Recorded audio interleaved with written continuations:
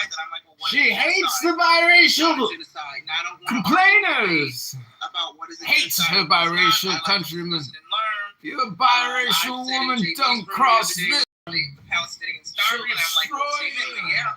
According to the UN, they are, but I got pushed back on that. So, yeah, I feel like the best position for me to take in these conversations is just to kind of be the spook who sat by the door and listen and learn. Listen, I don't think there's anything wrong with what you said. There's people starving in the USA as of today. Exactly. There's people starving in Canada. There's people starving all over the world. Really? That's what people they're feeling, but they want you to only say that there's only starving in one specific place, and then they want to open up a room. Well, my side, exactly, and that's where they black.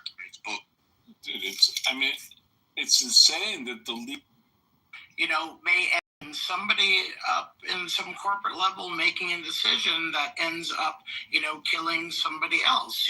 What about them? Like, where does all of that end is the point.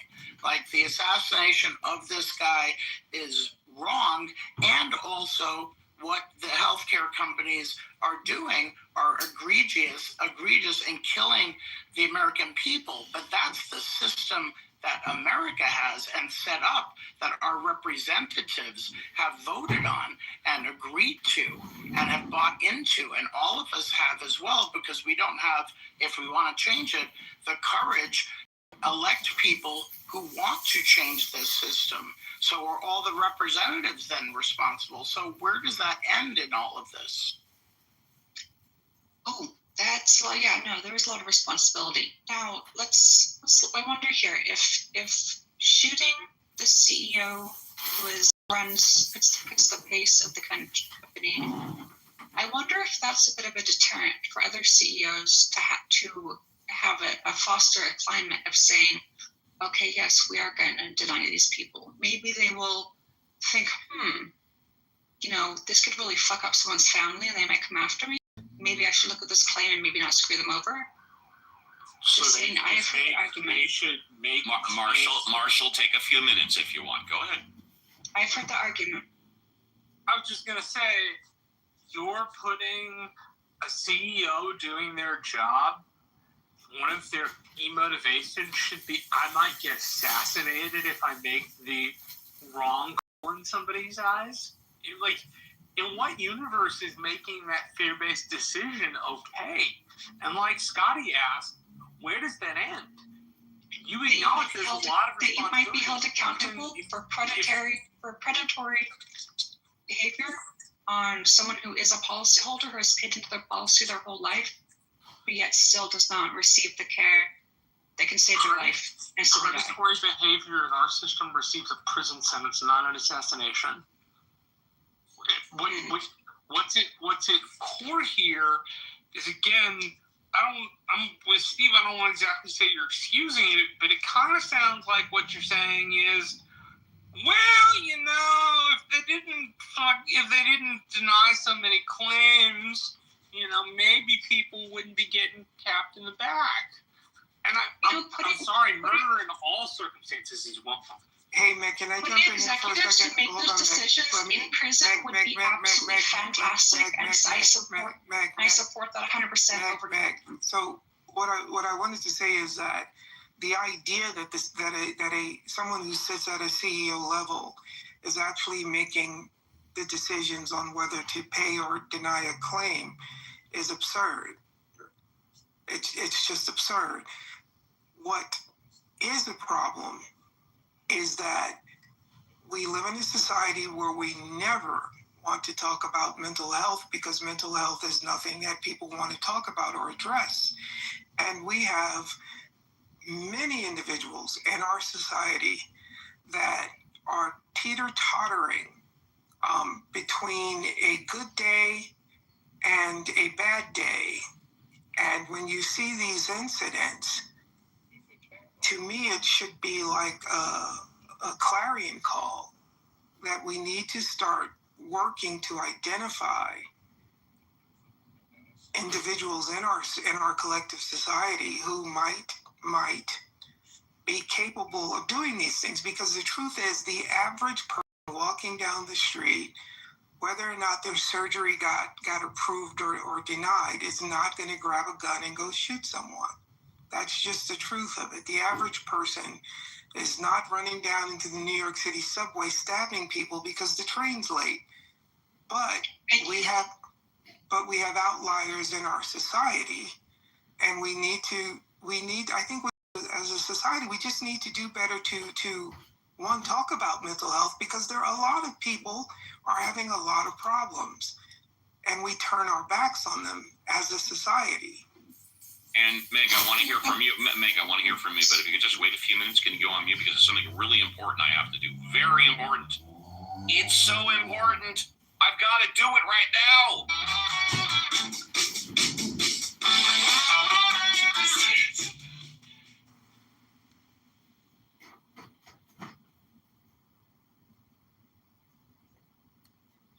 Pope and the Stars, and Michael Jackson had an issue with him, and he goes out in public and films himself antagonizing folks to get them riled up, and then he accuses them of being anti-Semitic, and I'm like, I don't know why members of the Jewish community doesn't. No, he's a shit disturber, and that's why I don't even like to talk about him, because I don't want to make it relevant.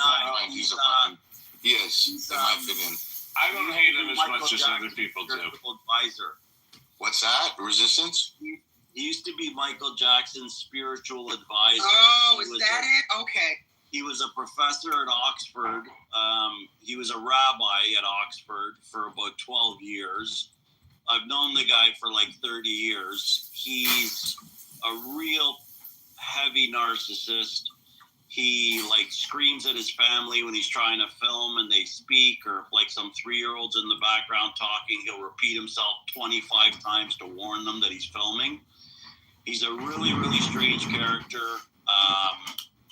He's going after Lizzie Savetsky because he claims that he was almost murdered at the Fontainebleau Hotel in Miami. That's right. Yes. He was threatened there. The guy did threaten him. He said, but the guy said, I'm going to fuck your shit up, is all he said.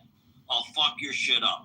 So then he like sensationalized the whole thing by saying, you know, and because I do security, so he contacted me for security, and I said, no, I'm sorry, I'm too busy, because I would never attach my name to his. But he was like, I was almost murdered. I said, okay, so send me, you know, whatever you have, and I'll look at it, and, you know, I'll let you know when I can get there. And he sent it to me, and I said, like, is this the whole thing? He said, yeah, that's everything. That's the whole proof right there. I said, but the guy, you know, obviously he was being aggressive with you. He was way too close to you in, you know, proximity-wise, but all he said was, I'm going to fuck your shit up. You know, he didn't say, I'm going to murder you. He tried to stab you in the eye. Like, he didn't even threaten that he's going to kill you. I'm going to fuck your shit up. Doesn't mean I'm going to kill you. And so Lizzie, he started this whole, like, lawsuit against the Fontainebleau Hotel, who the owners are Jewish billionaires.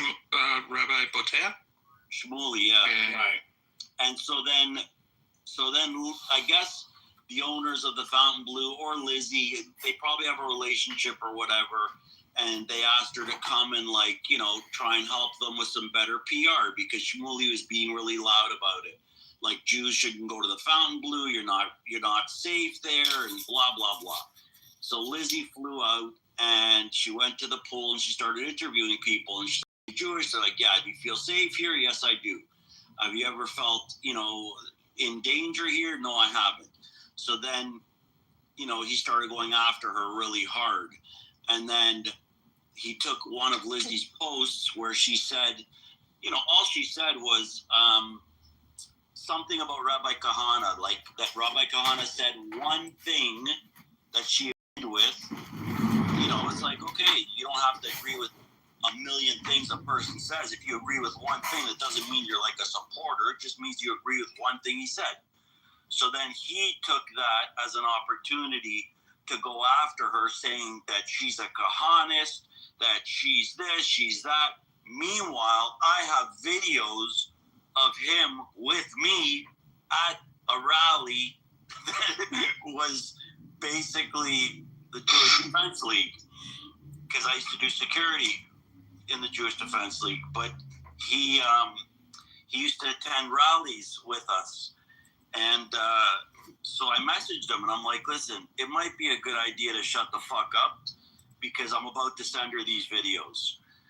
And he's like, okay, I understand. And he hasn't said a word about her since. But the guy's just like a mega narcissist, crazy maniac.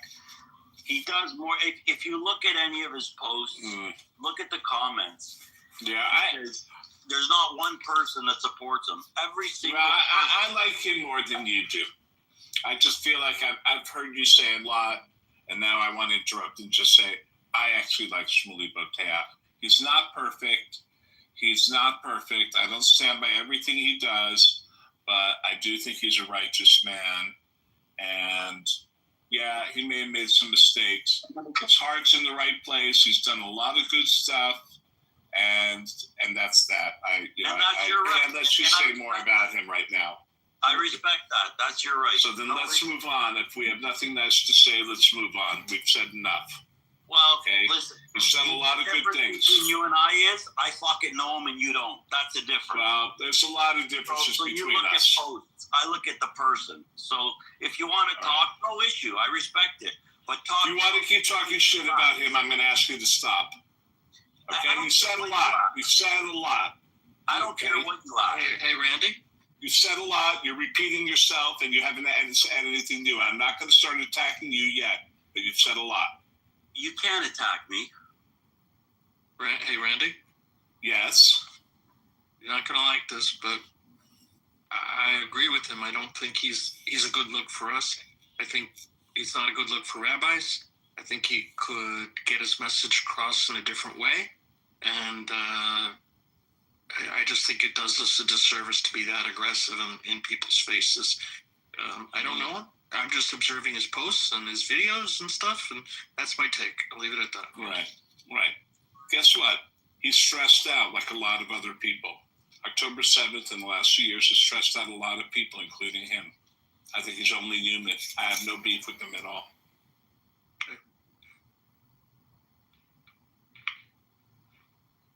Aleph, what's up, bro? Who are we talking about? Rabbi Shmuley. Oh, he's sorry, I won't say that. He's a disgusting character. Sorry, and he's always been like that.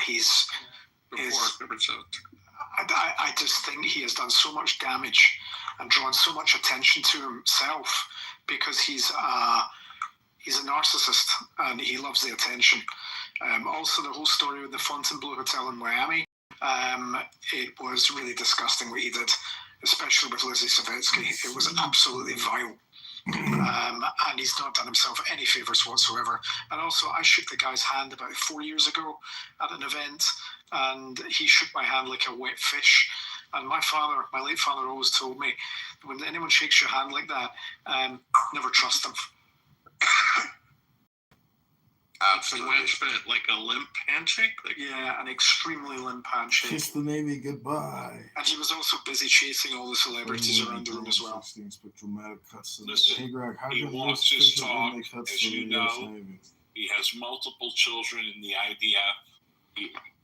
He's not perfect. But listen, Randy, there's nothing wrong with calling him out. It's like saying that we shouldn't call out Buttercup. No, it's a lot different. All right, I said what I said. He's not an enemy. He's just somebody, he's not an enemy of the Jewish people. Yeah, but here's of course he's not. Of course he's not. The issue is he makes us look bad. I don't think he's a net positive for the Jewish people. Yeah, he doesn't help. He doesn't help. Yeah. He actually hinders more than help.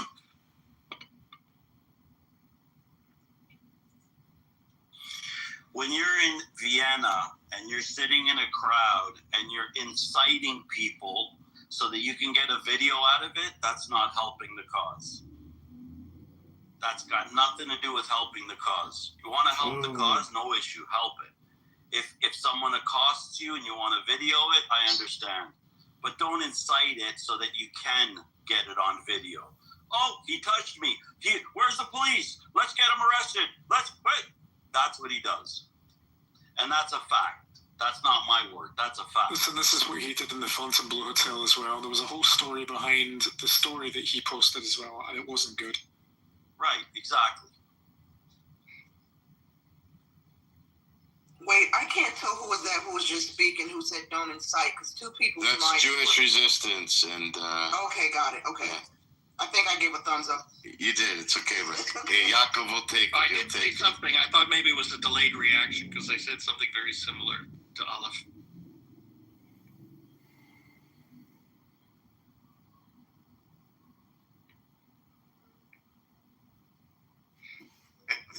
I love you guys, man. It's funny. We're funny people. Yeah, funny. It's okay. It's okay, but yeah. Aside from the dark humor, because things have been dark.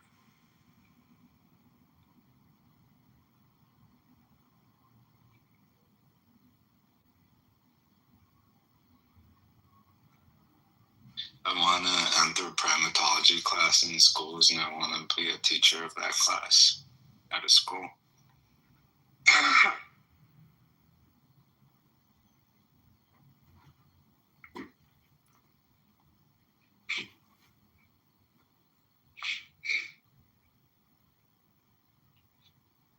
Or just write curriculum. I don't need to teach.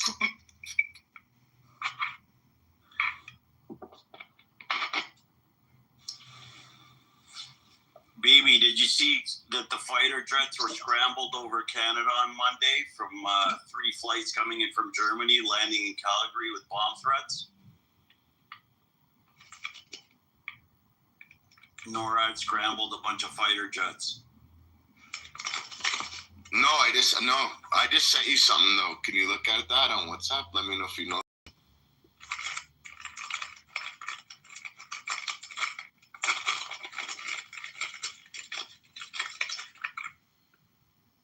Canada's CF-18s are very interesting. Jewish. Yeah, for sure they are. You know what's interesting? In the bottom, they have a painting of the canopy. So it looks, you can't tell, like if you're looking at the bottom of the top in a dogfight. Not that they dogfight much. Yeah. Yeah, exactly. It's very, very interesting. Well, the shame is that there aren't that many in Canada. No, it's like 18 or something like that. There's like 4 of them. Yeah, no, I think there's a little bit more. There's 70. But yeah, something like that. Yeah. That was 18. Well, that's why Canada relies so heavily on the U.S. for protection.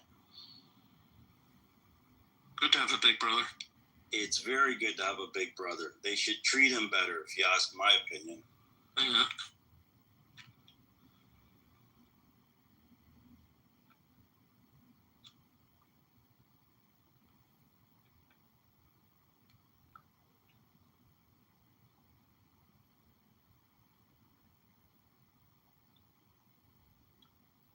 Damn, I just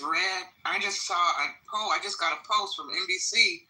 Disney has pulled Jimmy Kimmel Live indefinitely after the host comments about Charlie Kirk. Now I gotta go see what he said about Charlie Kirk. This is crazy. Yeah, what did he say? I'm about to go Google it right now to find out.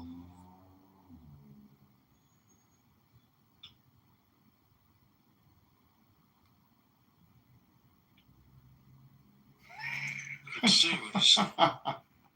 Maxi.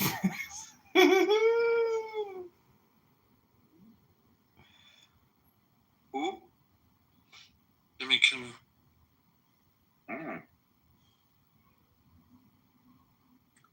Jimmy Kimmel, during his opening monologue for Monday Night's show, had suggested that Tyler Robinson, the man accused of fiduciary Kimmel last week at Utah, was aligned with President Donald Trump's MAGA, Make America Great Again. Here's the quote. The MAGA gang desperately trying to characterize this kid who murdered Charlie Kirk as anything other than one of them, doing everything they can to score political points from it. In between the finger pointing, there was grieving, he added. Wow.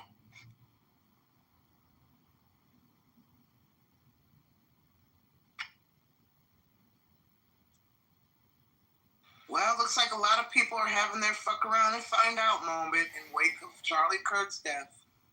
Well, they think free speech exists in the workplace, which doesn't. Yeah, right?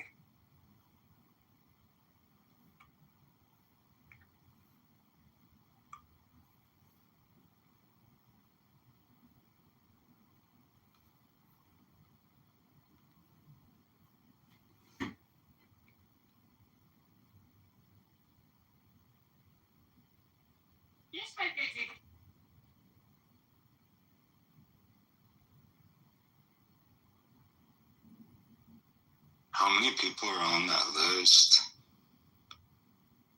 There's like 20,000.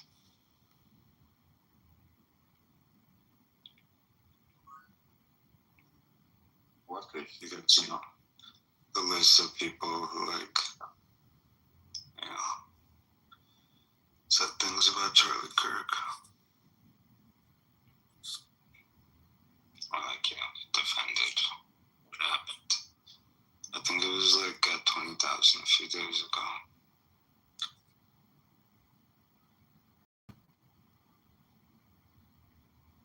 Wait, there's a list? Is somebody keeping a tally of folks who are saying disparaging things about Charlie? Yeah, it's like a public list. It's like the longest list of its kind. Wow.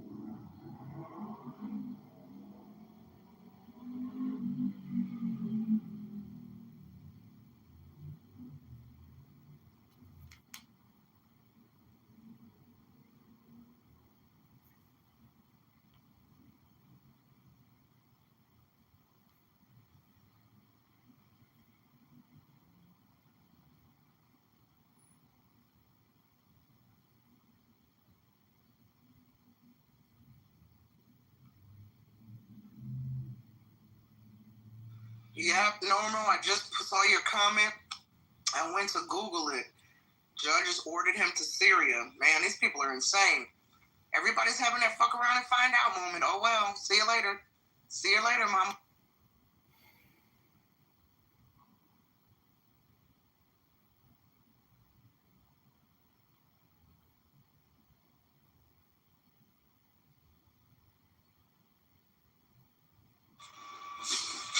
Did anyone see that Jimmy Kimmel's show was canceled because of some disparaging remarks he apparently made about Charlie Kirk? Yeah, we were just talking about that while you were on the phone. Yeah. Oh, of course. Good timing. I just saw that. That's wild. Yeah, good for them for doing it. Yeah. Normally, Dad used to say every decision has a consequence. Absolutely. Shouldn't disparage people, especially those that are not here anymore. Well, specifically those that are not here anymore. Well, to be honest, he was disparaging Trump and his allies. He wasn't disparaging Kirk. My reading of his quote, here, he said,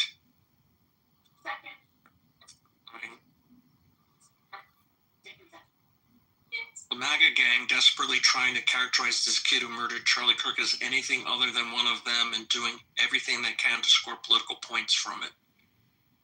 In between the finger pointing, there was grieving. So, he was really trying to get political points from it, not disparaging the guy who was shot. Yeah, true. That's my read of it. Yeah, I see that for sure. I'm posting in case anybody wants to see him actually say it. I just posted a clip, a short clip from Twitter of Jimmy's remarks. Thanks, Mike. FCC chair said it was truly sick, and it said they have a license granted by us at the FCC, and that comes with an obligation to operate in the public interest. Ouch. That carried a lot of weight with ABC.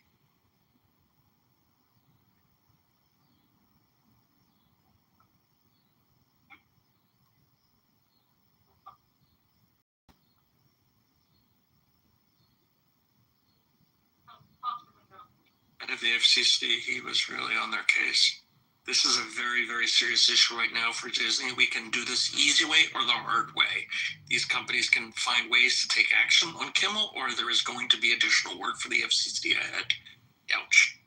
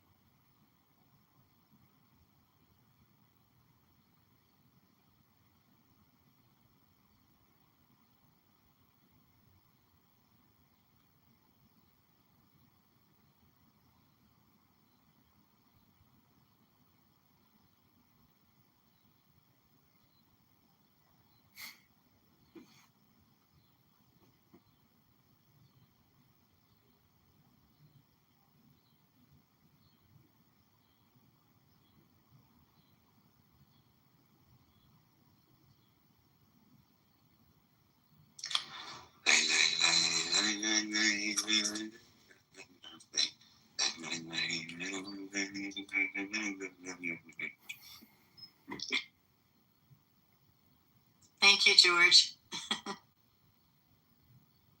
Hello, Megan. No pics. No problem at all.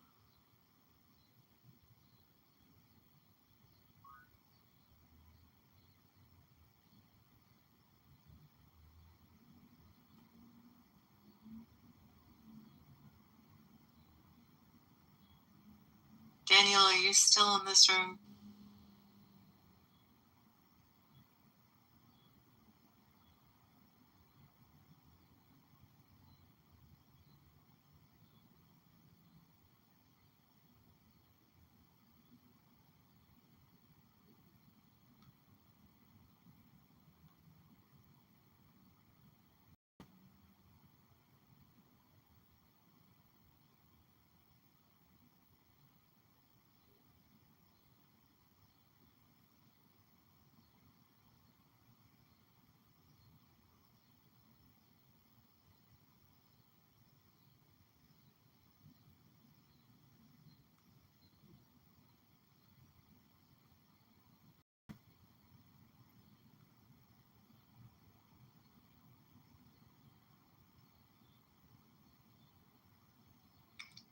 Sir, I wish it wasn't so.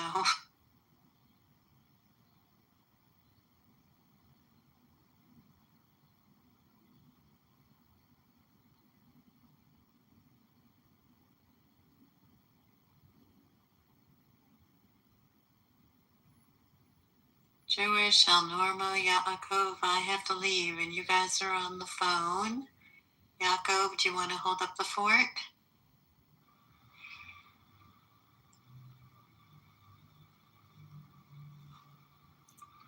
Did BB leave already? Yep. Yeah. Gotta get Harry up here. Is Harry there? Oh, okay. Why do you want Harry up there? He's the best. He's funny.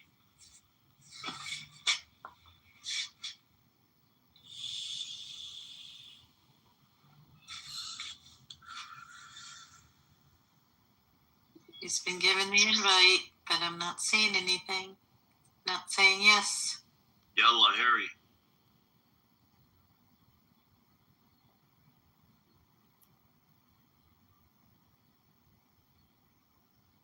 It's not coming up.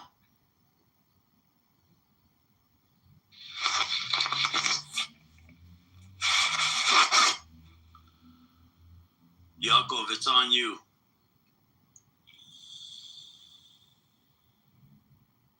I'm not hearing anything.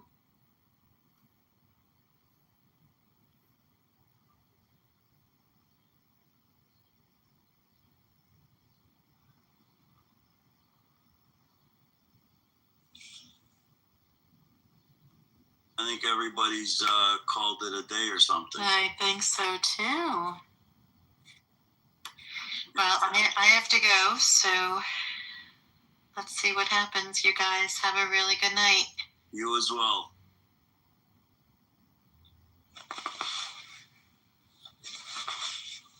Some people just can't let it go. Some people, they're real slow. Some people just can't let it go.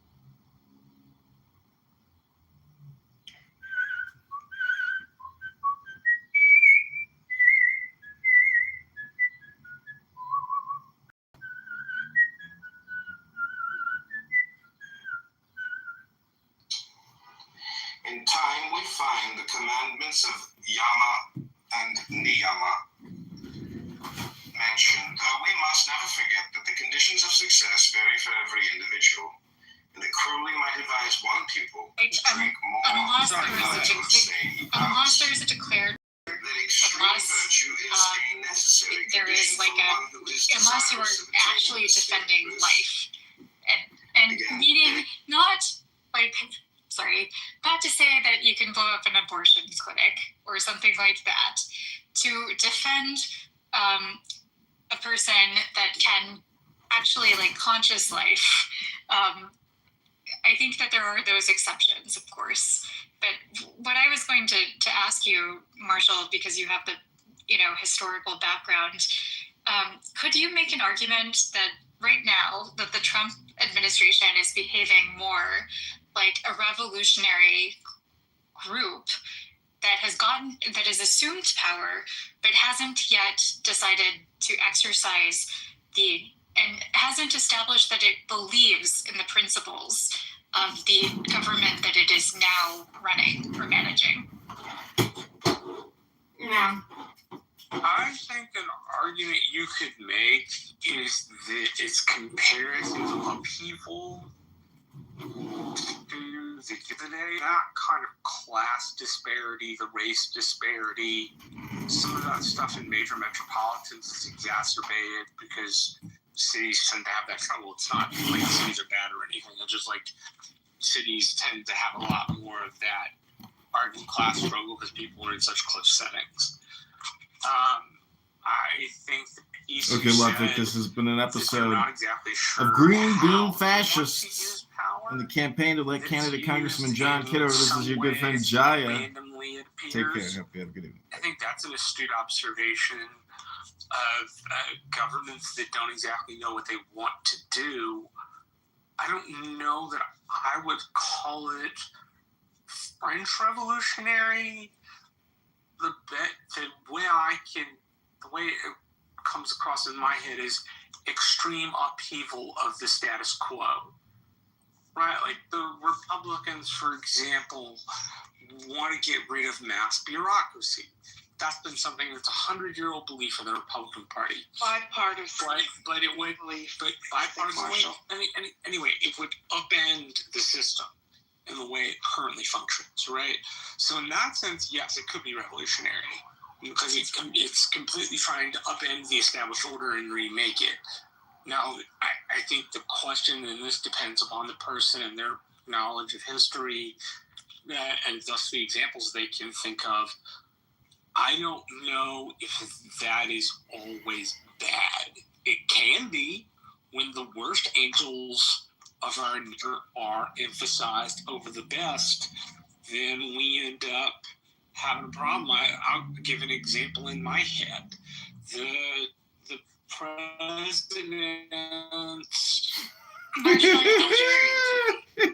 Marshall, I apologize. I think you might be a little bit in the matrix. I know sometimes you go in and out.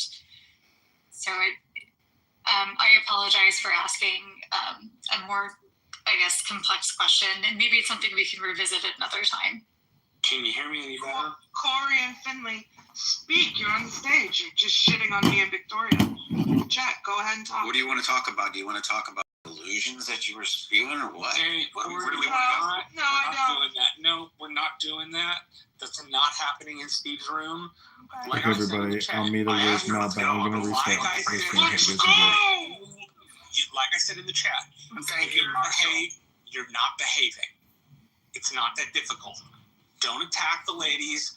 Talk about their points. Don't say they're Corey, just listen. Don't say they're fascist. Don't attribute motives to them they don't have. I may disagree with Dark Victoria all the time, but she does not deserve to get crapped on from you, and neither does Jane. And you know what you're doing is inflammatory when you do it. Otherwise, you wouldn't say the things you're saying. You need to manage it in a much more persuasive and respectful manner. That is the tenor and tone of Uncle Steve's room. We do not get into the gutter. We literally had somebody say that somebody didn't have the right to speak somewhere. When you start to do that, that's a ideology. Corey, the proper response to that accusation is that in a public venue, you have the right to speak. Thank you, whoever lives in. I appreciate that. That was me. Yeah, we're just not having that conversation on stage. Thank you. Yes, really appreciate that. Also, the whole idea of where do you have the right to speak, etc. Obviously, in work settings, it's different than in the public square. And in the public square, it can still affect your work setting. So just be careful, everyone.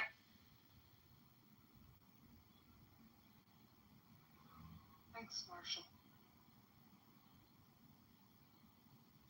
Hey, James, I think you wanted to say something, and we got tired in that morass. What were you going to say? Actually, nothing. I was just responding to the... Oh, okay. Go ahead, Dara. Jane, why did you say thank you to Marshall? Because he showed a modicum of pleasantness to me that I appreciated. The modicum of niceness was what? Telling that guy, what's his name again? Yeah. I'm just going to take I'm just going to take a point of moderation. We're talking about the subject, not about the moderators. If you'd like to get about the subject, I'm happy to have you. I do want to probably my whiteness, my white woman. No. Yeah, I just, like that. it was just like... I felt appreciative that one Republican would say one pleasant thing. That was moral. That's But would he say it when you're not here? No, I don't think so. Yes, he would. I think he would. And Marshall, of course I would. Marshall is a very pleasant person, and there are a lot of Would you say it for us, Dismal, when we're not around? Yes. Yes, I defend her when she's not around. We're getting off track. We're getting off track. This is not. No, hold I'm on. just. But I think the whole othering conversation is for another room. But I haven't been able to finish my thought here. Because your thoughts about me, and we're not talking about. She's asking me something. I appreciate this. It was going to be a longer conversation, but everyone feels like they're hit as soon as we start having a conversation. As you've noticed, a lot of your stages don't have a lot of people from diverse backgrounds. I wonder why that is. I wonder why you're not able to be in spaces where people from other communities are having conversations about this, where they're talking about what the issues are around this. What point do you not get when not talking about me? I don't understand why this has to be a referendum on me. Why are you feeling you're not actually because you were talking about me. I feel like this is a diversion though from the topic of the space, and it was this is literally meant to be about. Is the topic not about the critical thinking after party? I thought we were talking about Uncle Steve's space. No, we were talking about about subjects relating from the death penalty to health insurance to whether or not people should be killed or whatever. We weren't talking about moderators. We weren't getting into the personal shit. That's what we were talking about. Okay. All right. Well, I'll let you people talk about the things that you would like to talk about, because clearly you do not want to have a conversation. That's correct. Okay. Goodbye. I just want to say, I don't think that's 24 hours ago, and the room is still here. Not sure if it's the same topic, but congratulations to the members. I couldn't hear most of what you said. It sounds like you're actually in the plane that's taking the photo right now. You're having a hard time with the mic. Oh, I'm walking. Shout out to living in a city with public transportation. I just want to say something because I think she's still down in the audience. Tara, it seems, and I could be wrong, but it seems when you want to talk, you want to gripe about something. And it doesn't feel like you actually want to have a conversation. You just want to, it seems, I'm not accusing you of anything. It seems like you're not an honest interlocutor. It's more like you want to come in, gripe about something, and just cast aspersions. And I think like anybody up here, it's tough enough to stand on their own, but it doesn't actually seem like you actually want to talk about anything as opposed to talking about someone.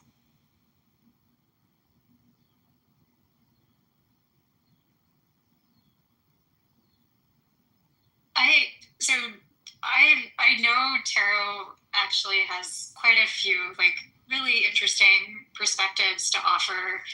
I don't follow people willy-nilly, especially on my new profile, and I think sometimes it's really easy in Clubhouse to go into a conversation about the setting of the space rather than the topic, and so I really think that you guys do a great job of trying to moderate, but sometimes, and perhaps it was my own fault, I did ask a question that led Marshall down a little bit of a history lesson or history rabbit hole, and maybe that was for another space as well. So I did get off topic as well. So my apologies.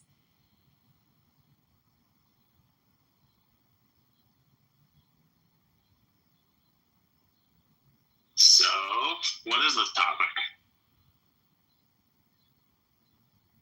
Well, I'm going to say the great Jane Rosenzweig is down there. So while we have a moment, if you haven't heard Jane's podcasting host debut, Jane interviewed me for my 300th episode of one of my interview show. I was the guest of Jane's, and Jane did a great job. So not to make it about the mods, but I will make it about the mods. So I'll put the link in the chat.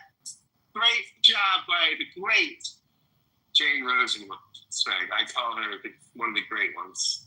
So she's amazing, and I'll put the link in the.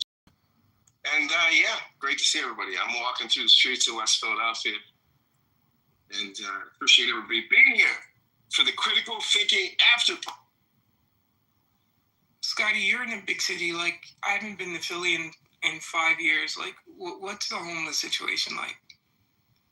There are, I mean, it's present. I mean, it's, it's not the worst I've ever seen it. I've lived here on and off for a really long time, and it's not, it's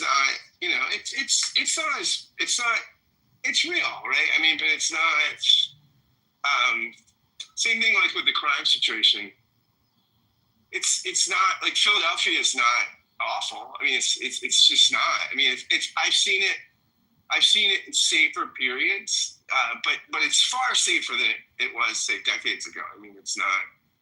I walk around. I live in neighborhoods that are not, bushy, posh neighborhoods. I mean, they're, I walk around. I mean, I feel pretty safe here. I mean, I think our mayor is she's done some things like around addiction stuff, like the homeless addiction community I don't love, like around needles and stuff, like not like getting rid of clean needles and stuff.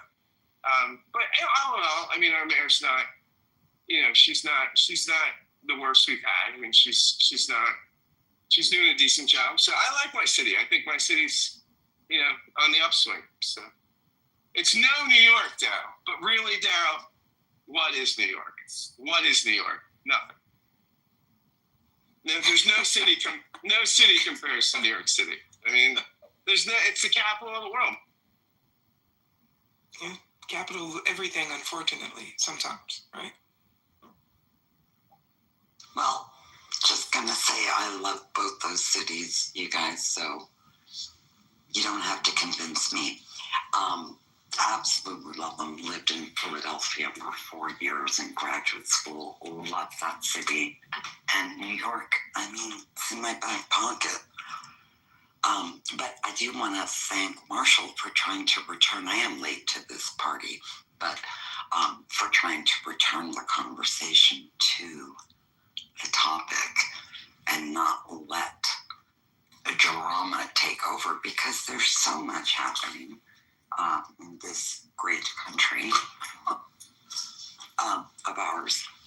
And I wanted to know, has anybody heard that CNN reported that Jimmy Kimmel is being taken off the air? I think that's he's next. He's next indefinitely for some comments he made. Yeah, he's out.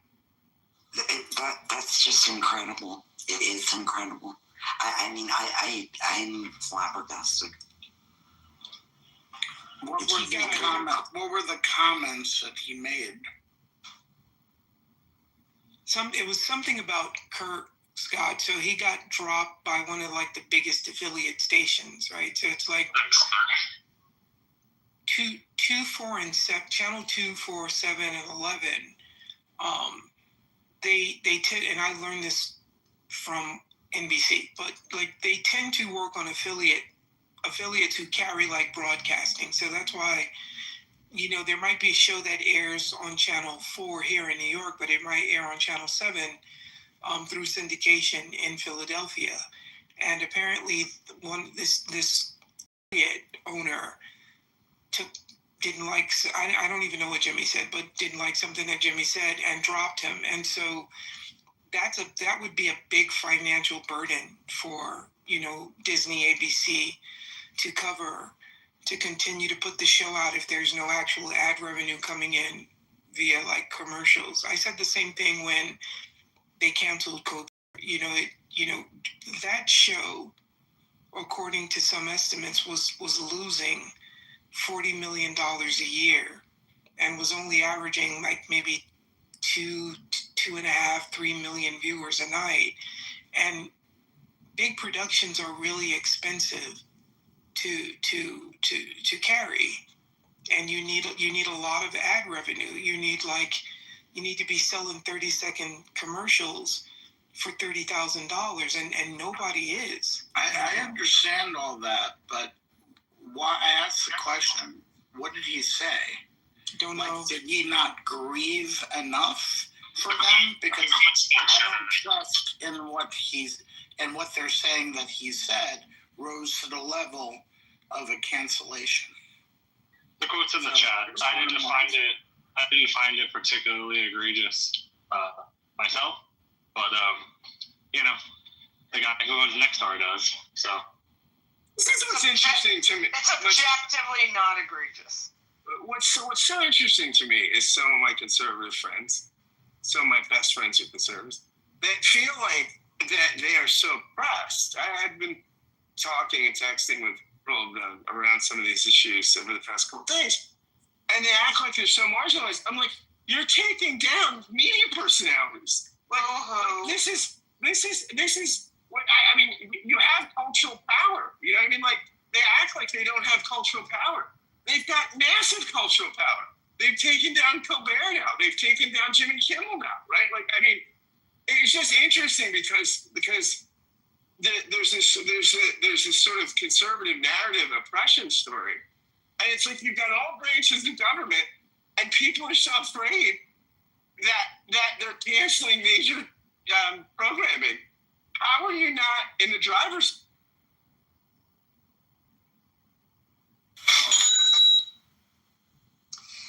Yeah, I think. Go ahead. Oh, sorry, Lena, I didn't hear you. Go ahead. No, I just want to, to talk about these cancellations, because this scares me. This really, really frightens me, because we're moving in a direction that has nothing to do with American democracy as I know it. I mean, did the Democrats ever cancel political satire?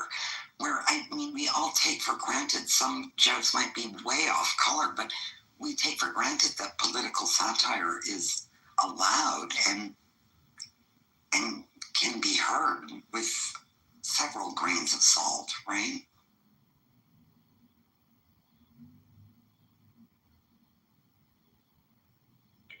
Now, the last big Democrat censored person I can think of, and I could be wrong, but it's Tipper Gore. Right? Tipper Gore was when she was second lady. I mean, her sort of stuff was rap lyrics and and she was big explicit lyrics labels that went on to Walmart and stuff like that. So that's the last Democrat I can remember that was sort of in the forefront of censorship. I'll tell you one of the things I find odd about the remembering of Kirk as it's going on is the attempt to semi-deify him as some sort of a saint. I don't mean that literally, I mean that more figuratively. The kind of idolatrous behavior that is going on in his memory is, I'm sure, by all metrics, he was some sort of a devout Christian. I don't know which denomination he was, but he believed heavily in God. The man who believed heavily in God, I highly doubt would want himself to be made into an idol. It just seems yucky. I'll also comment on the thing where conservatives feel oppressed. Conservatives feel oppressed. I live in an area that still has governance of Democrats in Texas. It's had it for over 100 years. I don't feel oppressed in the Rio Grande Valley. I think it is weird to, in the wake of this stuff, get one's feelings hurt. People are allowed to think Charlie Kirk is a terrible person while also thinking he didn't deserve to get shot down like a dog in the street. Those two beliefs can be in one's head at the same time. And I think we do ourselves a real disservice on the right-hand side of the aisle when we, for lack of a better description, for snowflakery reasons, become very sensitive to the way this stuff is portrayed. I can understand one's personal life being offended by it. I understand not liking it on Clubhouse, because it's distasteful. But this kind of like, oh, we have such a big offense to carry. Like, that doesn't work for me. No, I don't support, well, he said nasty, terrible things, and so therefore he shouldn't know what he's going to say, and he got what was coming to him. I don't think that stuff's appropriate. But I do think it's totally appropriate to say, I'm a big fan of the dude. I don't like him, or as Jane has said properly, that he punched down. And Jane still believes, I know she does, that political violence is bad no matter who it happens to. Right? Like, I don't understand in the conservative head why we, on the conservative side, why we can't both of the pieces in our head at the same time. Because it gives you the can anyone hear me? I guess not. Because, hold on, Tucker, 1 second. But, this is selective because, again, I've been, blowing this horn. We're not talking about Epstein. And it's like for the first time in maybe 6 months that Epstein isn't carrying the daily news or the daily headline. And I think that there, whoever doesn't want Epstein talked about is going to ride this wave until people just move on, because people tend to move on. So I have kind of it's good for the goose, it's good for the gander take on the whole Jimmy Kimmel thing, at least as an initial reaction. I always kind of felt like broad strokes conservative reaction to,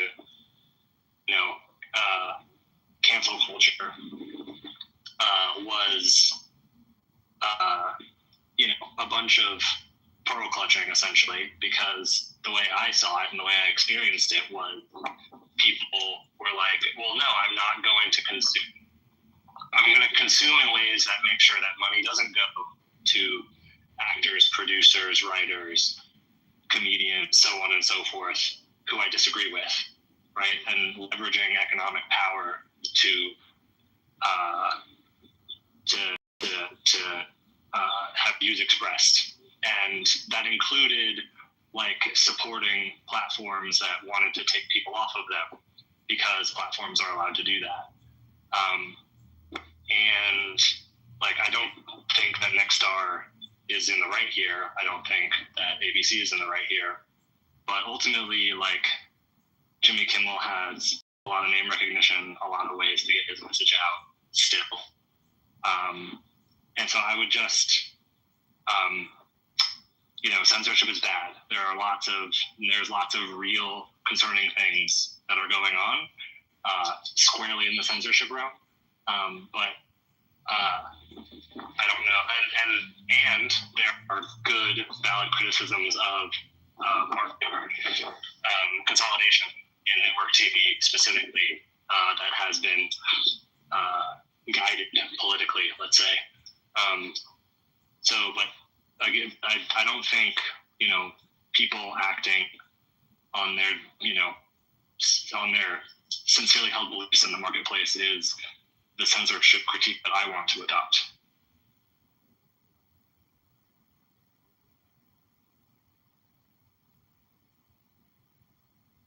That's interesting.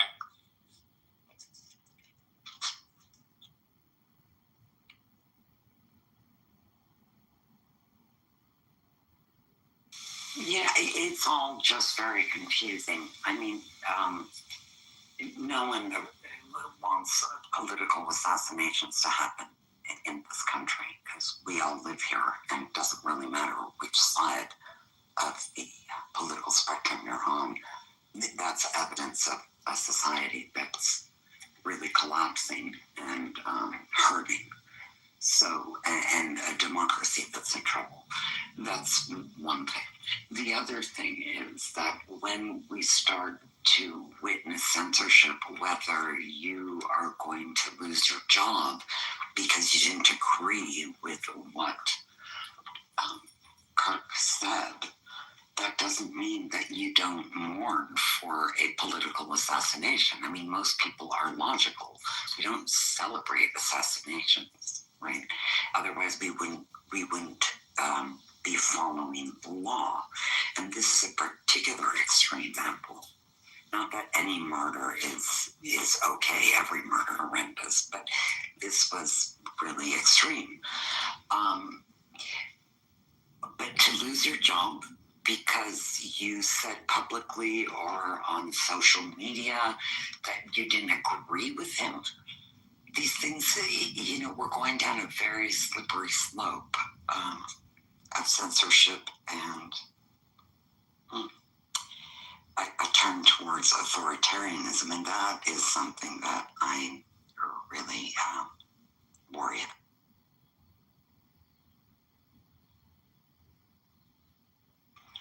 What's going on with this space where it just ends up being like a bunch of people, like it's like one of the dregs of this app right now, where people come in and just continue to attack other people, and all these like rabid people on the right keep doing it, and I don't understand what's going on. It's not the space I walked into earlier where we're having a good conversation. I started checking out the chat and deleting a couple of comments where there were some personal attacks. Like, I just think it's everybody wants you to be mad about what they're mad about, and if you don't, you're somehow a failure because you won't pick up their cross to bear.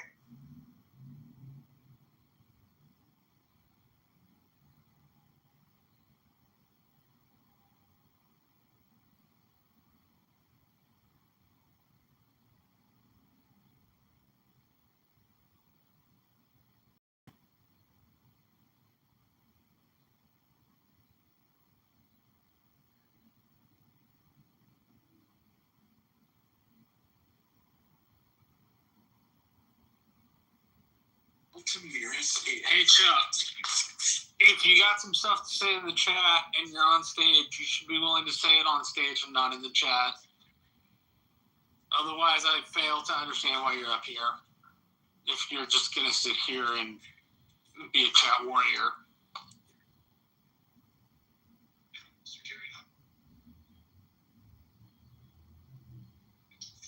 His record is despite good reports from his CEOs, he was repeatedly transferred. Administration communications. Yeah, no, it's nothing like that. Jazz parents are both psychologists. What's wrong with that? Hey JCC, how you doing? Yeah, I'm good. I just got done working for a little bit and thought I'd come back. How'd this room go? It was good. It was good. I'm with Scott. It was good.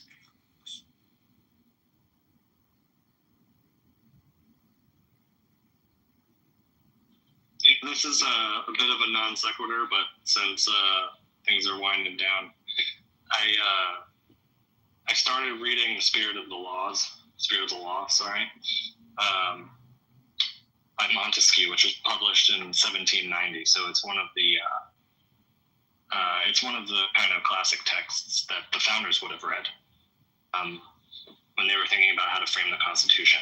And one of the things he talks about, kind of ad nauseum actually, is the concept of virtue, and he defines it in ways that I think are interesting if you understand American history.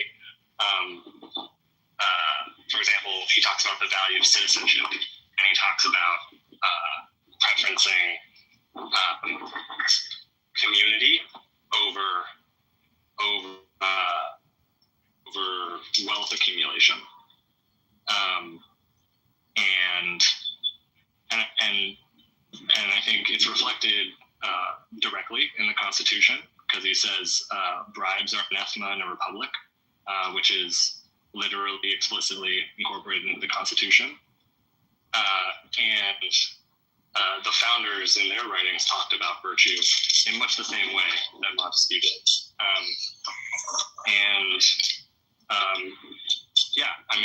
I don't know. I just passed a part where he says very explicit, a republic is in decadence when magistrates preference making money off of their position because it shows that the morals and the virtue of the republic system have been corrupted. So it's just very telling. And I think just one aspect of U.S. history that I think has been lost on many people is before kind of the Industrial Revolution, at like the 1870s, 80s, Americans as a people generally their concept of a good life was not getting it was like having a homestead,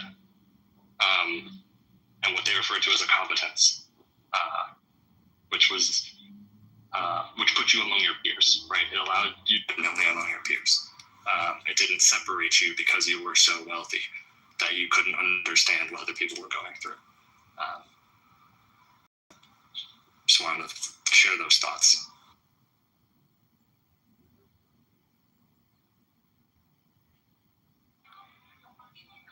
Thank you, Chipper. That was interesting. Marshall or anyone who has a current depth of knowledge about white nationalists. Marshall, do you? I mean, are we splitting hairs here? Groyper, Proud Boy, KKK. Sorry, MAGA. What do we have to prove? These are bad people. They're anti-American values. Is that safe to say? Does anyone want to argue? And I'm not saying American values, by the way, are executed purely, but why is there such defense of these radical, maniacal, homicidal, evil groups? What's up with that, Marshall? I'm asking you an honest question, politically. Chuck Finley, read the Constitution.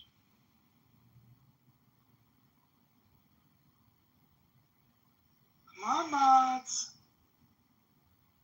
Well, I agree with you, Jane. I have nothing to say to the contrary. I mean, I think it is scary when we have Christian nationalists, white supremacists, groypers, doing what they do and, convincing people to that ideology is dangerous, I think. I mean, Jane, you're saying like there's not a point in parsing out the differences between the stuff that it's a wasted breath even. It's a big umbrella. Paint them all with one brush. They're all fucking assholes. They don't deserve a microphone, and we should dismiss them all definitively and unceremonious. You know what? I might not. Although I don't agree with the way the First Amendment is managed in this country, as you know.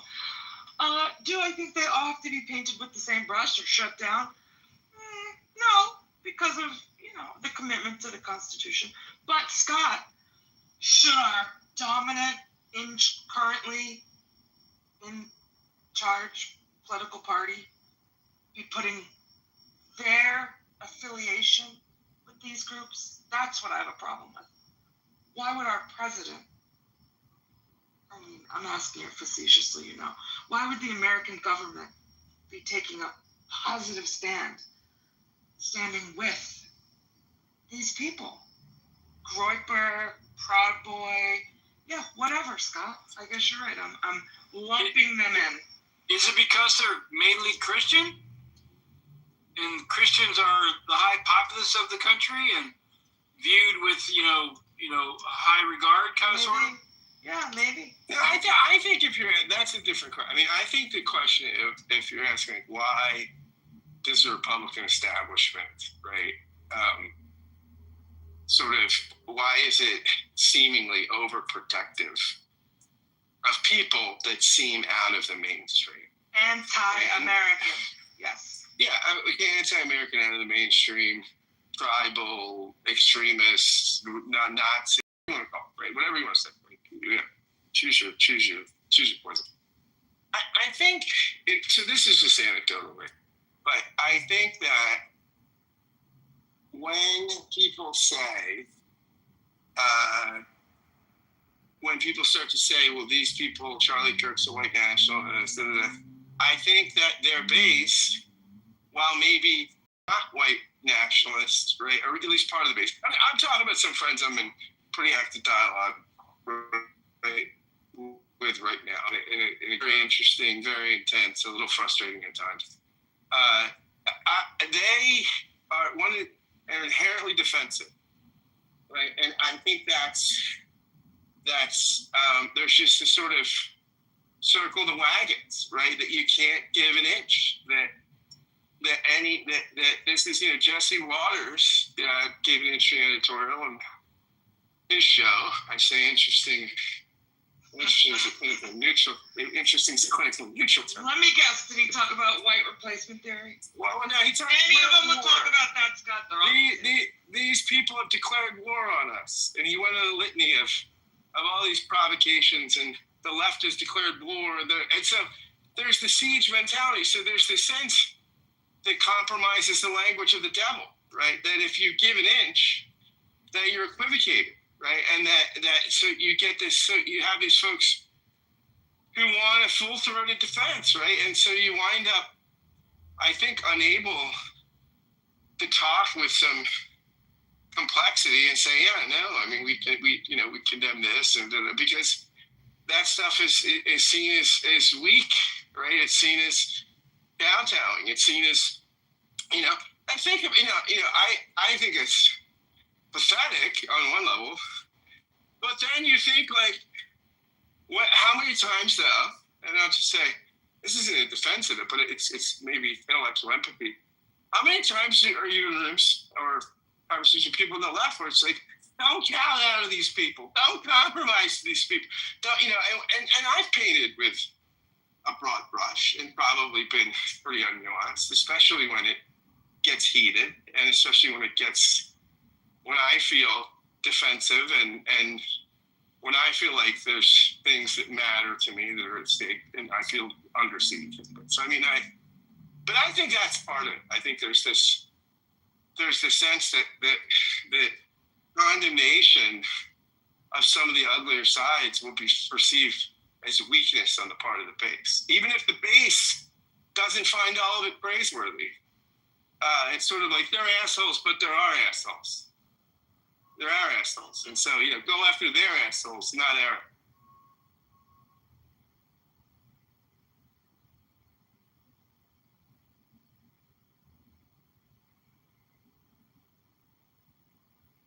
But I take full ownership of the fact that that's impressionistic and anecdotal. So what is that worth? Very low.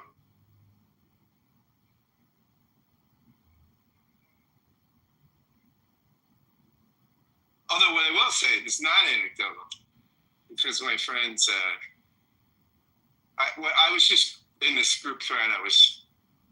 I was pointing to just all these studies about sources of violence, right? Political violence, and it's not nuanced.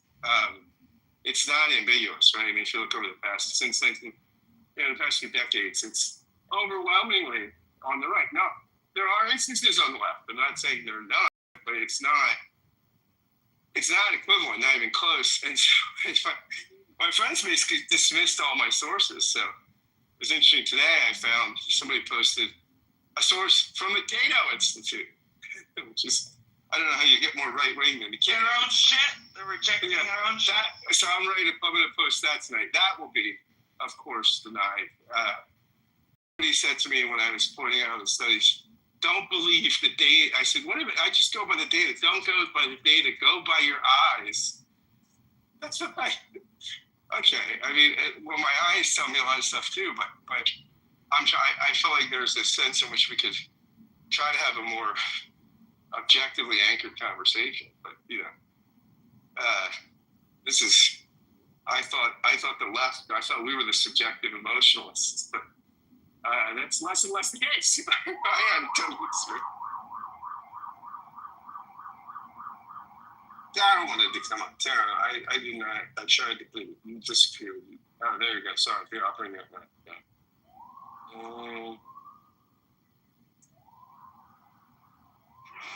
Yeah. Hi, Sarah. Hey. I think that's what's frustrating, right? Like, people are not having objective conversations around these topics because they have no objective kind of like grounding to political theory work. And so it's kind of hilarious listening to people talk about things that they don't really want to be grounded in. Like, they just have built up a delusion, and they are far gone in their delusion at this point that they don't want to address the obvious issues.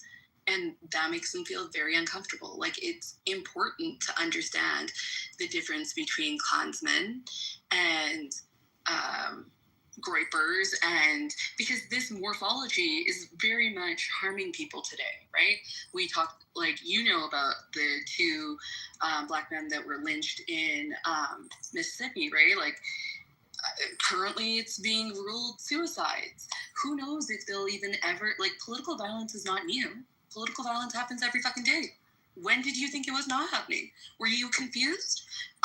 Oh, you just got political because your guy got affected. Oh, who was your guy then? Let's look into that. Let's try to understand who your guy is. That you're only concerned that this guy died from political violence, and not the fact that on Fox News an anchor said to go ahead and kill the homeless. Well, who are the homeless? Who are the homeless? 65% of the people that are homeless in the U.S. are foster children. Children who have been failed by your society. You want to kill them. That is what is being peddled on your TVs. And you are okay with that because everyone should have the freedom of speech. Everyone should be allowed to kill anybody they like. And it's okay. But don't do it to us. The absurdity is like laughable in these rooms because people don't want to be real about anything. They think it's a fucking joke. And that's the reality. Scott? It is Clubhouse. Yeah, I mean, I do think people do come here. You're right. I mean, I do think this isn't the Oxford debate. So, They out here for jokes. They out here for jokes. Yes. They try to get one off, right? They think everything's a fucking joke. Until, oh no, now there's political violence. Today, all of a sudden, not when Native children are being detached from their families. When that ICWA hearing went down, how many thousands of Native children are going to be dead because of that decision? Those are not political deaths. Because Native people are free to kill. Kill them as much as you want. We commit genocide in North America, and it is okay. That is what these people want to talk about. It's only political when Charlie Kirk dies. That's when it becomes political. Hold on a second. Right? Lena, girlfriend. No, we heard you. We heard you. No drama, girl. No drama, girl. We can Don't let get other in the people drama, talk. girl. Hold on. Hold on. Other people talk. Don't. Why are you gonna be a drama? I'm not. Don't be a drama queen. Don't be a drama queen. Hold on, King, for a second. King, for a second. Like, excuse me. Taro. Like, this is not like one of those rooms. She's the one that said that I was being drama, Daryl. Did you actually stop her? Yeah, that's fine.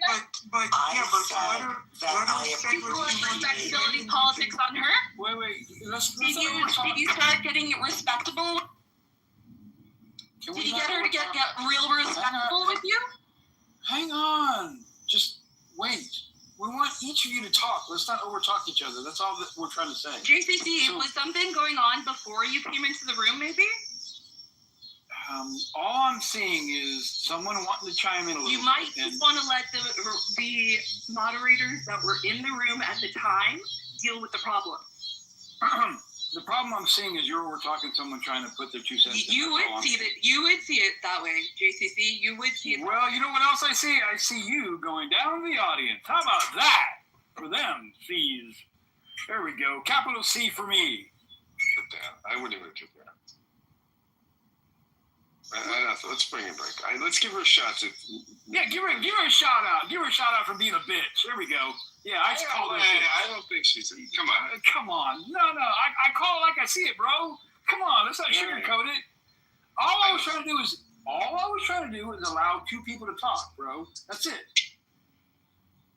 Okay, can I just respond? Taro, you're a very emotional person, and I respect that. I spoke, I think, very logically, and I'm not interested in emotionally addressing the issues. Of course, there's a lot of political violence that's very nuanced. I'm talking about a particular moment that has been broadcast live to the entire United States, okay? I fully accept, but we will be here for 3 days if we go into all the subtleties of what constitutes political violence. I'm talking about in a full-blown paramount production of political violence, because I don't have the time to discuss all the nuances. If you do, I think you should open a room on your own and go through every act of political violence that happens in this country and in other countries as well.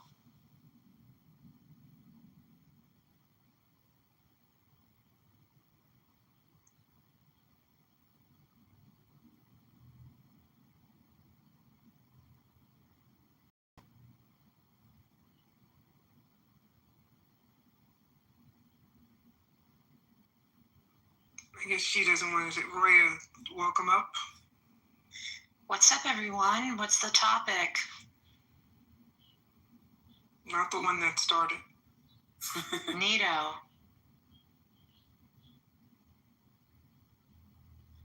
Hey, Lena. Hi, Roya Moo. I mean, we're talking about the issue of the day, and it's been very well moderated up until recently. Marshall was in here, Scott was in here, Daryl's fantastic. I mean, it's been a very good discussion, but emotions are running high, let's just put it that way, on what constitutes political violence.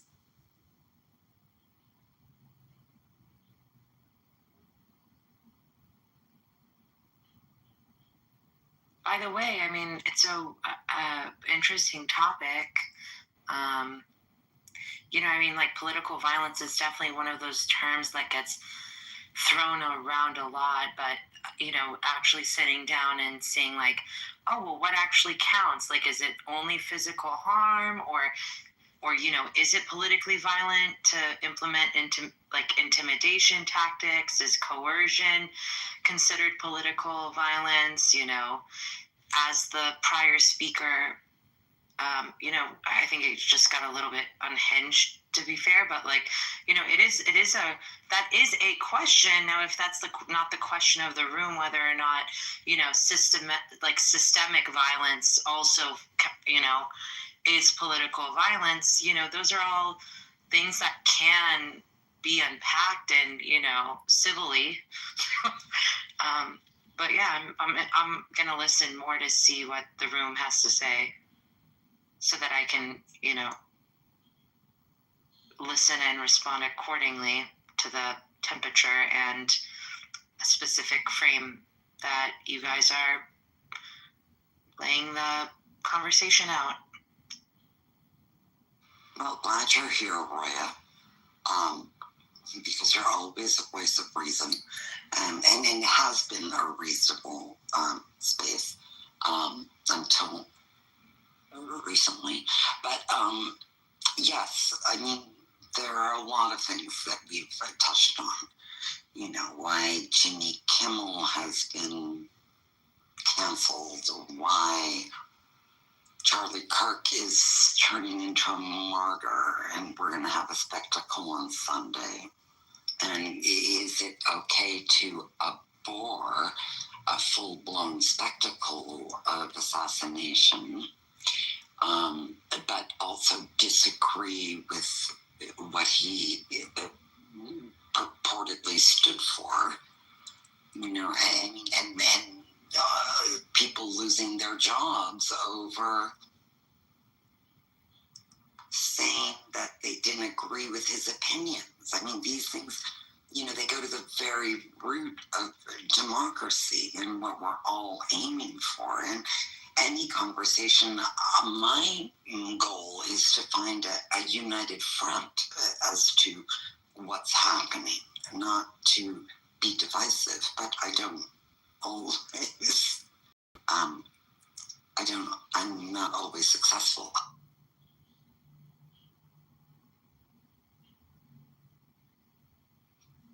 Hey guys, JCC, you still there? Yeah, man, I'm here. So I got a bill. I got class in the morning, so I'm gonna leave you with the reins. Steve said that you can shut it down whenever you want. It was a good room until it wasn't, but yeah, I'm out. Gotcha. Have a good night. Have a good night, ladies. Yeah. We'll keep it going as long as you folks want to keep chatting. All I ask is let's be civil and not overtalk each other. Hey, JCC, beautiful man. Hey. I'm all right, Lula. How are you? Pretty good, pretty good. Hey, everyone.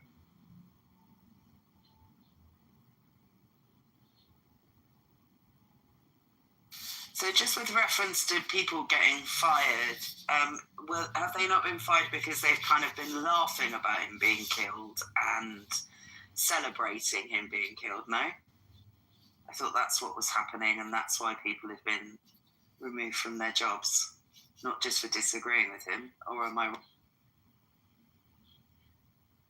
Yeah, I'm not too knowledgeable. I heard of people being distasteful in their commentary about the death. I think that may be a means for removing them from their position. But I think someone was it Lena? Were you saying like people were not agreeing with his position, and that was causing them their jobs? Is that what's going on? I have not gone into the weeds on this, but I don't know where you draw the line, right? I mean, either we believe in the Bill of Rights or we don't. You know, I'm taking an absolutist position for the sake of argument, right? Pam Bondi came out and said hate speech is going to be persecuted. Well, you know, guess what? I mean, hate speech has been around since the formation of this democracy. So what are we doing here? Are we refiguring the democratic ideals? I mean, we all have to agree on some common truth. I don't think it's right to mock an assassination. I said that from the very beginning. It was horrific. But you can't pursue people for ridiculing somebody they did not agree with his values. I mean, you can't we can't run a democracy with a culture of persecution. Right. I'm just going to only talk solely about the ABC situation because that's what I'm the most familiar with and that's the most recent.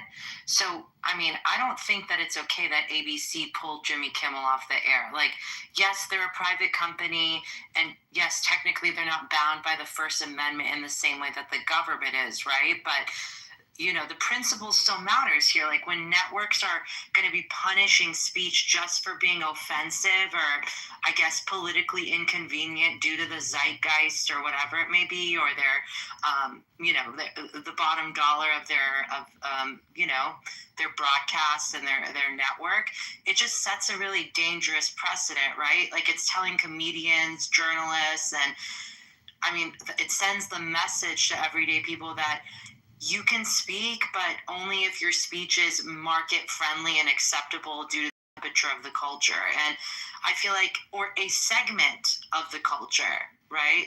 And so I think that really, I think that it definitely does create a rather chilling effect, like where, you know, people can start self-censoring out of fear, which is the opposite of what, you know, healthy democracy needs. Like offensive speech however offensive, like, is not harm. And the role of media, from my vantage point, is that it should broaden the debate and not go out of its way to narrow it, if you catch what I'm trying to say. So, yeah, I actually think that ABC is being a bit of a sissy, and and I don't disagree with you, Roya, unsurprisingly. And I think when people are, I've seen some of these TikTok videos where people are literally dancing, laughing, celebrating this man being killed. And a lot of these people are in positions of authority, a lot of them are teachers and so on. You cannot be standing in front of a classroom and putting that on your public social media. You should be neutral in those kinds of roles. So I agree. And as a teacher, I'm a teacher myself. And if I did something like that, I would expect to lose my job, because it's not appropriate. It depends on the role also that people are doing. So I don't think it's people being persecuted necessarily. I do think that people need to take responsibility. And if they are in a role where they influence other people, then no. And also, why on earth would anyone celebrate a young man, whoever they are, being shot in the neck in front of his wife? And that sickens me. Like, you can disagree with what he said for sure. We should all be able to speak about what we agree or disagree with. But to celebrate someone being assassinated, that's all kinds of wrong.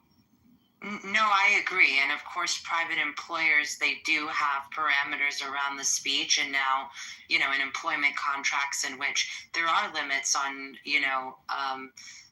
your usage and your expression on social media platforms. And I do think that, yes, teachers are public servants. They hold trust from students, parents, community. And, when there is, a violent death being celebrated, I mean, that does it definitely does.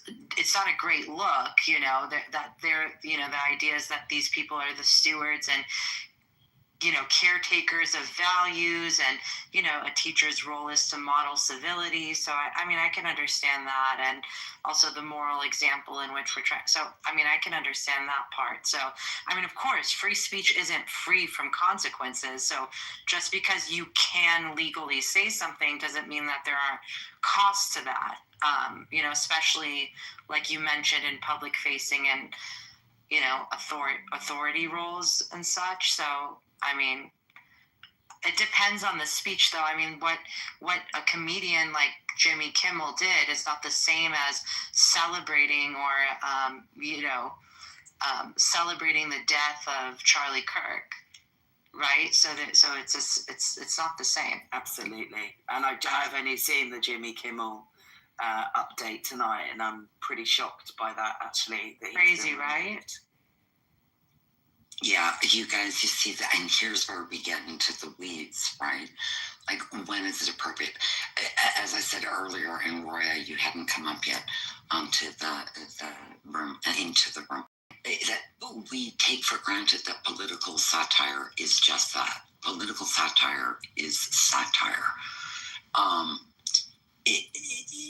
When we start censoring political satire, that is very dangerous. On the other hand, was it Meg or Lula? I don't know who said, people who are in the position of stewardship, to quote Roya, have to be very careful, because they're influencing minds that aren't yet formed, right? And can't make the distinction. But, then we get into this whole issue of what's private and what's public now in discourse, and now that we're living in this age of social media. We're crossing some boundaries that are very tricky to navigate. Well, I think we're going to have to catch up and really figure out what our values are, if there are any boundaries, because social media influencers are not public servants, they're not teachers, but they have the power to guide, particularly the young people, in some really horrible ways. You know, Agree. Andrew Tate. Like if Andrew Tate were to meet his demise, I'm sure a lot of teachers would feel relieved, even though the damage is done already, right? The normalization of misogyny and rape culture. I'm sure a lot of because a lot of children have regurgitated the nonsense in their classrooms. And I really think that like we're not better for this at all. I remember, and maybe my memory fails me, when people were sharing cartoons of Obama as a monkey, and Michelle Obama is like a monkey, and people saying that she was transgender as an insult. All of these things that occurred, I'm not sure that outside of only the worst or most egregious then it does, context matters. It does depend on what's going on. But, Charlie Kirk regurgitated some very bigoted views. And the fact that I have to tiptoe around that for fear of sanction when it's the truth. It's not an opinion. These things aren't opinions. Stereotypes are not opinions. They're stereotypes. They're not based in fact, and they're very harmful. I think what people are missing is the fact that a lot of people were harmed by Kirk's rhetoric. Definitely bigoted views, and I don't know if anybody has ever, I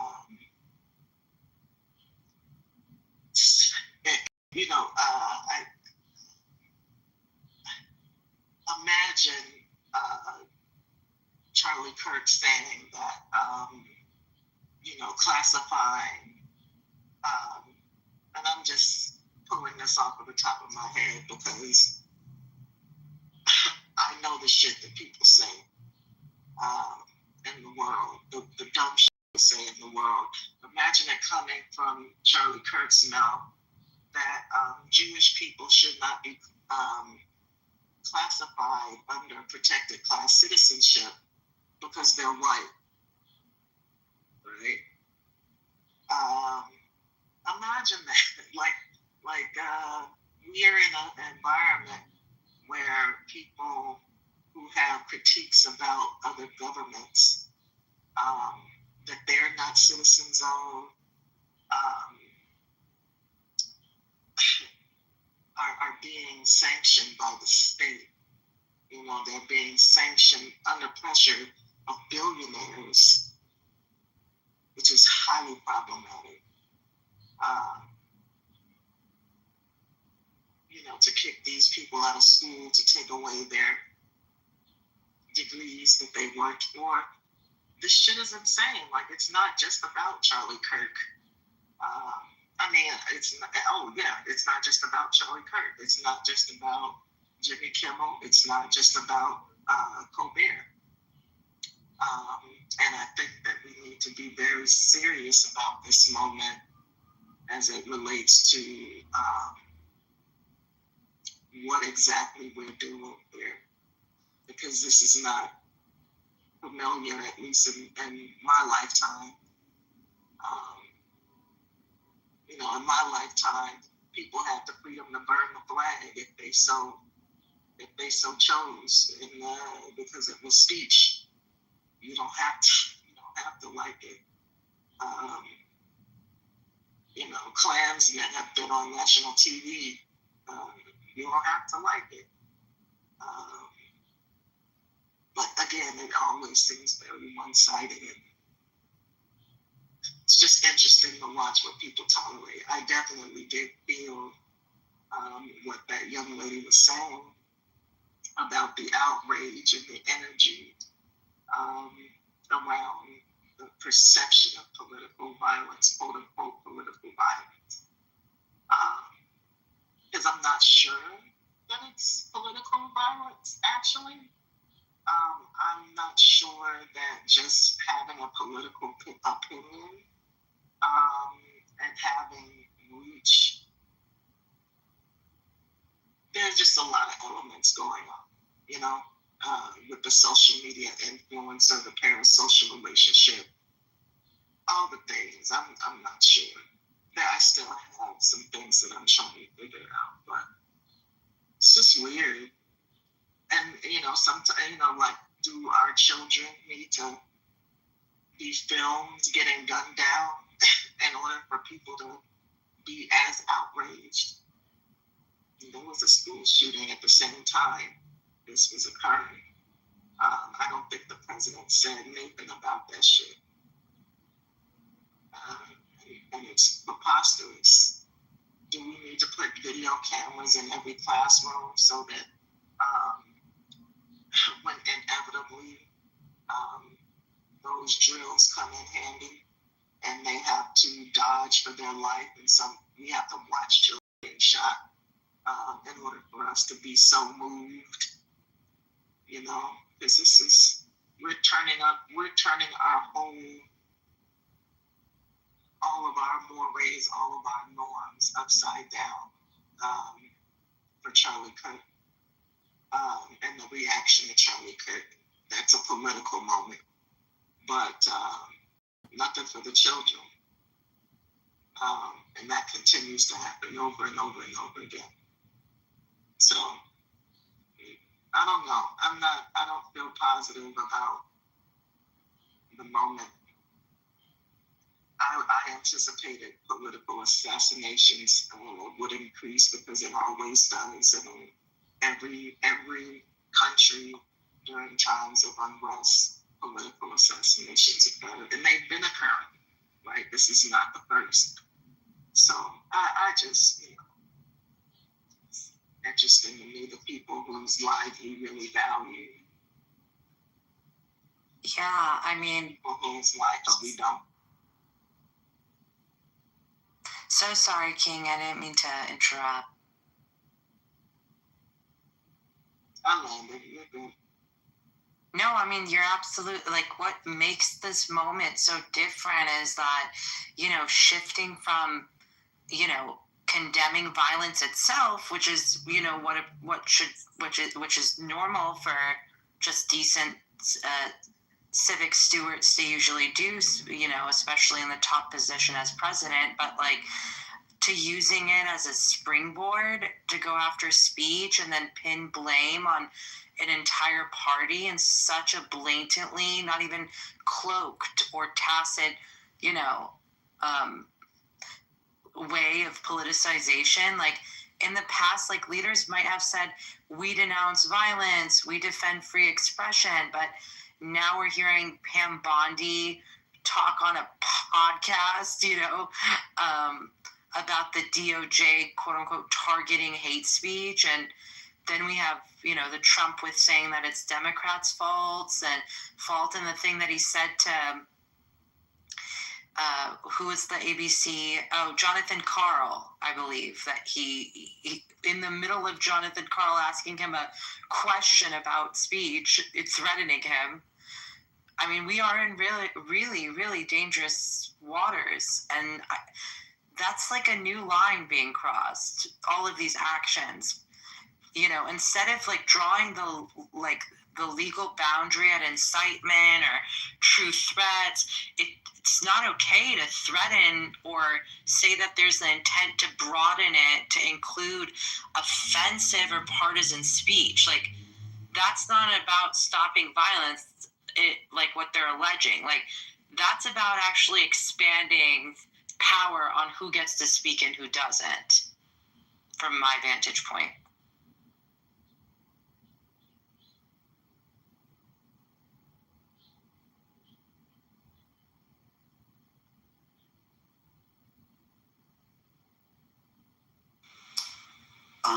So, Queen, if I'm pronouncing it correctly, you brought up some excellent points, and so did Roya, and I think that the issue that we're dealing with is what is free speech? Where are the boundaries of free speech? And when do we slip into an authoritarian system? And I think we all have to, I think that if we distill the issues, because if we're going to talk about political violence, that is so nuanced, that I don't think that a room like this has the ability to really go into it. I mean, we would have to have a 3-day conference to really talk about that. I think the issue revolves around what can you talk about and what can you not talk about under threat. And maybe, this is a reaction from the right for the years of what is perceived as left-wing elitist diversity, equity, and inclusion. I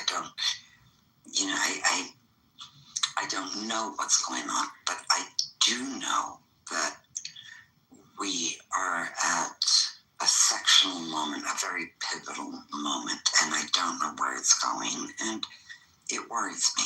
It worries me a lot. I'm sure it worries a lot of people.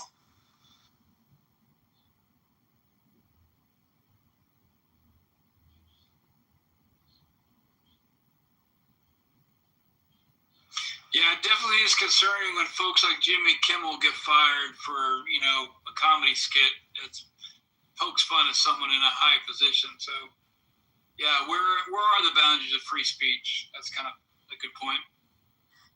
Well, I mean, the boundaries around free speech in this country are intentionally vague, right? Like they're intentionally written broadly, right? So that the government can't easily move the goalpost and decide what ideas are allowed. And as we know, our courts have only set the precedent and carved out super narrow exceptions, right, around true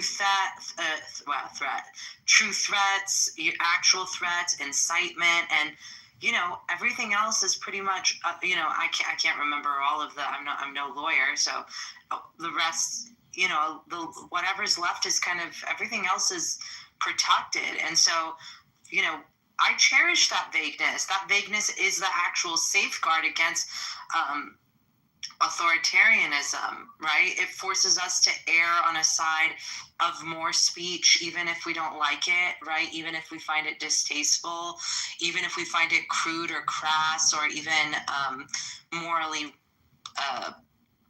shitty, like that. It's better for us to err on the side of more than less. And the moment you start to, all of us should be afraid if there's threats or actual moves to start defining speech too tightly. Because, you hand politicians that power to censor anything, they don't, who knows what's going to happen? And who knows what they're going to label as harmful or hateful. Seems quite partisan if we don't even have, even if, the actual, if we haven't even gone through the correct investigation and legal proceedings around this shooter, this assassin who's committed this heinous crime, but he still is, under the United States Constitution, he still has his right to his day in court. So there's lots of things that are still vague, and we still don't know a lot about what's happening. But yet, for the President of the United States to turn around and blame an entire political party in such a blatantly, polytainment energy way just for clout is really, really not okay. But yeah. Yeah, I definitely agree. That's kind of the scary point from our leader of a nation to say things like that are very insightful that can cause problems, and that's where it's an issue for sure. Yeah, it's like, I get it. Now the mudslinging, the getting a little bit, down into the trenches, kind of being the bad boy of the campaign cycle, that's one thing, but it's completely different once you're actually in elected office. But again, I mean, it's not like I expect anything different from someone who's not really taking on the role of president to be able to serve the public. That's not really the motivation here. So rules are different.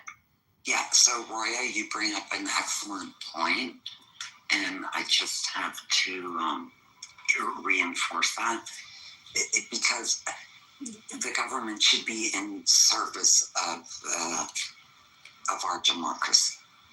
And when the government fails to be in service of our democracy and starts to veer off in a direction that could be easily interpreted as more authoritarian, and the government is aspirational, right? It's what all Americans want to look up to. That starts to go in a direction that may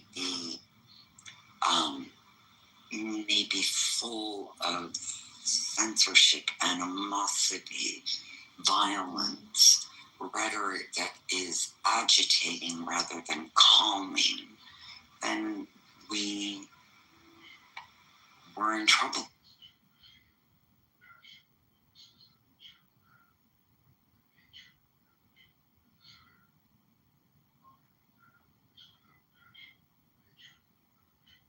I definitely see the ACLU being very busy for a while now, so we'll see what happens.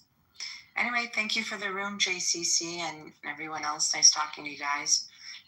Yeah, you guys are great to listen to. Thank you. Yeah, I don't want to take any credit. I came in at the beginning and I had to leave for work, and I came back at the end, so I wasn't much of a contributor, but I appreciate it, all your guys' points, and lovely ladies speaking your mind. It's greatly appreciated. So you guys I think it's time to say goodbye. It was a great room, I heard, and so glad you guys got your time to share your thoughts and opinions, and that's the beauty of this country, right?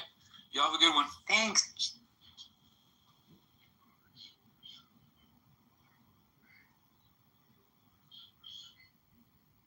Was trying to mock the political Republican. Let me dialogue with you 1 second, right? So, do you remember, like, about 5 minutes ago, Miss Deborah came on stage and she said that we already read that and asked you to stop reading? And you said that you're almost done, you're going to read it again? That's exactly what you read 5 minutes ago. Yeah, you said you saw nothing wrong with it. But after I thought about it, I really agree with sometimes these. What I'm trying to. Sure, y'all are far. I don't think. Well, let me just add this now, man. I don't think he should be. I thought it was my dummy sticking in, Just. I don't think he should be thrown off the air for the comments. But I agree with Mike because sometimes these comedians can't too far, and we have to think about what has really happened here. Someone lost their lives, and Trump, he's a very close friend of the family. So Trump, with him having the influence and being the president of the United States, I guess he can do say something. Things could be done differently. If you're mocking the president of the United States, close family friend, then it's 10 seconds. We got a full stage, y'all. Please, we got a full stage. We got to pass this around. Go ahead, Alicia, finish. I'm still understanding how you have just explaining to you that the breed should have been thrown off the air. But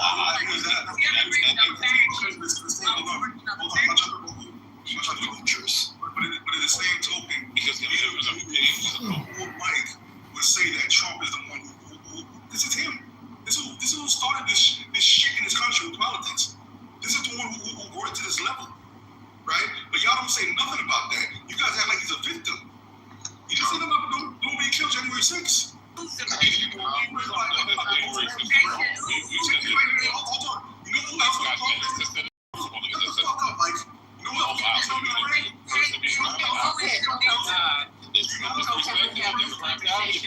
you know who else is the family friend? It's a lot. And she, you in that damn echo, it's hard to follow you. Excuse me. Okay, Why was I dropped? What happened? There you go. Now, boss. Time out. Yeah, come on, y'all. Let's have this conversation. She doesn't agree with you. She wants to state it. She's already stated it. Now you can reply. The reason you're so anxious to reply is because you don't agree with her. Now, if you agree with her, we be moving on. So go ahead, y'all, have your dialogue back and forth. Yes, you will. 1 minute when Haitian is done. I cannot. Wow, you heard that, right? You heard that. Somebody can talk. They're a cool, they're a nut job. I ain't gonna apologize. They're the Democrat guy. This is your rhetoric, Lisa. Exactly. Can I just say something? Okay, because I'm asking you guys. Can we have this conversation tonight without it going 100% left? Because I want to ask the people who are downstairs and not the ones on stage. Are you guys enjoying the back and forth? Put a 1 in the chat if you are, and we'll let it just go off the rails. No. Everybody put a 1 in the chat. Put a 1 in the chat if you like the way it's going right now, or do you want us to go have a dialogue back and forth? Put a 1 in the chat if you like where it's going right now. Go ahead. I knew you were going to do that, Ray. Thank you. Let it go off the rails. Let it go. Okay. On the ask who he's saying the victim is. Thank you, 420 club members. I really appreciate you putting that in there. And it just let us have the conversation. Then once we have the conversation, we can go off the rails. She doesn't agree with you. So anybody else want to jump in at this point? I never fucking told. I just said. Ooh, child. Put me in the queue. I just said, and I said it so very clearly. I said, Haitian, are you done? I'm not saying you. You say this shit clearly, and then the fucking special ads come off a mic. Okay, so you guys, Haitian is speaking. If you don't mind, can we allow him to complete his thought? And then we'll go from there, because he has a point that I wanted to hear. The part about Gen 6. This is some important information. Please, let Haitian finish his point, and I promise you guys, because I have good mods. I have Gemini, I have Moose, I have Culture, I have Sandra, who I'm modding for the first time. She always has very good information. Stop with the eyeballs. And Debbie, who's a very sweet woman and very insightful. Please just allow us to moderate, and everybody here is going to have a very good experience, I promise. Okay, so go ahead, Haitian, finish up, and then we'll. Yeah, so it's just odd that you read it, you heard it, and then you read it, you said nothing wrong, and now you're thinking something's wrong because it's a close family friend. Jeffrey Epstein was a close family friend. Is that why Lane got moved? Like, is that all it takes?